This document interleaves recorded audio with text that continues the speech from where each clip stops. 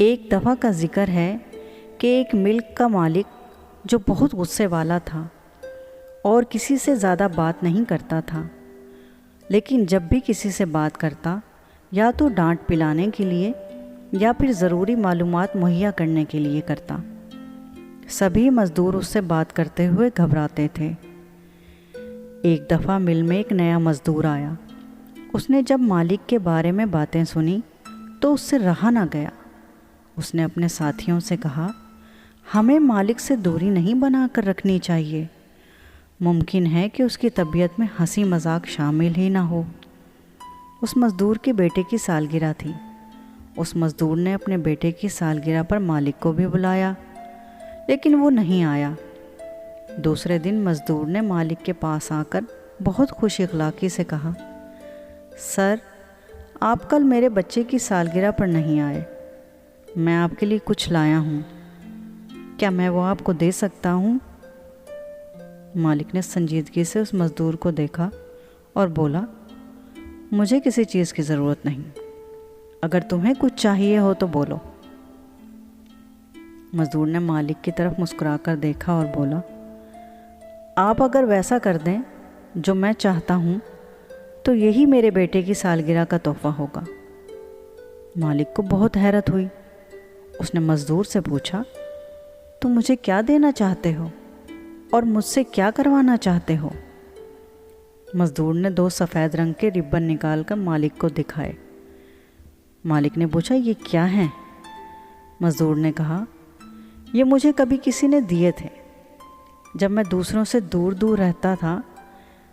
دینے والے نے کہا تھا، یہ ایک تمہارے لیے ہے کیونکہ تم ایسے انسان ہو جو میری زندگی میں بہت اہمیت رکھتے ہو۔ یہ دوسرا سفید ربن اس کے لیے ہے جو شخص تمہاری زندگی میں بہت اہمیت رکھتا ہے۔ میں بھی یہ ایک ربن آپ کے لیے لایا ہوں، اور دوسرا اس کے لیے ہے جس سے آپ اپنی زندگی میں سب سے زیادہ محبت کرتے ہیں یا اسے زیادہ اہمیت دیتے ہیں۔ یہ ربن آج ہی آپ اسے دے دیں۔ مزدور کی بات سن کر مالک کو ہنسی آ گئی، لیکن وہ سنجیدہ بنا رہا۔ اس نے مزدور کو ربن ہاتھ پر باندھنے کی اجازت دے دی جو وہ چاہتا تھا۔ دوسرا ربن جب مزدور نے مالک کو دے دیا تو وہ سوچنے لگا کہ ایسا کون سا انسان ہے جسے وہ سب سے زیادہ اہمیت دیتا ہے۔ یہاں تک کہ کام کا وقت ختم ہو گیا اور وہ واپس گھر جا رہا تھا کہ راستے میں اسے اپنے بیٹے کا خیال آیا، جسے اپنی بیوی کے گزر جانے کے بعد وہ مصروف ہونے کی وجہ سے بہت کم وقت دیتا تھا۔ جب بھی اس سے بات کرتا تو یا تو وہ نصیحت ہوتی یا پھر ڈانٹ پھٹکار۔ اس نے گھر داخل ہوتے ہی ربن جو اس کی کلائی پر تھا اتارا اور اپنے بیٹے کے کمرے کی طرف چل دیا، جو بستر پر لیٹا نہ جانے کیا سوچ رہا تھا۔ باپ نے دروازے پر دستک دے کر اندر آنے کی اجازت چاہی۔ لڑکے نے دروازہ کھولا تو اسے شدید حیرت ہوئی۔ اس کے والد صاحب نے اسے بلانے کے بجائے خود کمرے میں آنے کی زحمت کیوں کی؟ وہ سوچ ہی رہا تھا کہ اس کے بابا نے اس کی کلائی پکڑی اور اس کی طرف دیکھ کر مزدور کی کہی ہوئی ساری بات دہرا دی، ساتھ میں یہ بھی کہا کہ بہت مصروف ہونے کی وجہ سے میں نے کبھی تمہیں ٹھیک سے وقت ہی نہیں دیا، مجھے افسوس ہے۔ اپنی جیب میں سے دوسرا ربن نکال کر اس نے اپنے بیٹے کو دیا اور بولا، یہ ربن تم اس کی کلائی پر باندھ دینا جس کو تم سب سے زیادہ محبت کرتے ہو اور جس کی تمہاری زندگی میں سب سے زیادہ اہمیت ہے۔ لڑکا یہ سن کر پھوٹ پھوٹ کے رونے لگا۔